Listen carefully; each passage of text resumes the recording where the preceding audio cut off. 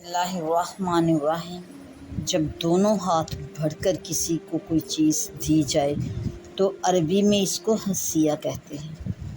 رسول اللہ صلی اللہ علیہ وآلہ وسلم نے ارشاد فرمایا کہ میرے اللہ نے مجھ سے وعدہ فرمایا کہ میری امت میں سے 70,000 کو بغیر حساب بغیر عذاب کے جنت میں بھیجے گا، اور ان میں سے ہر 1000 کے ساتھ 70,000 اور ہوں گے۔ سبحان اللہ۔ اور 3 حسیے میرے اللہ عز و جل کے حسیات میں سے ہوں گے، میری امت میں سے بغیر حساب اور بغیر عذاب کے جنت میں بھیجے جائیں گے۔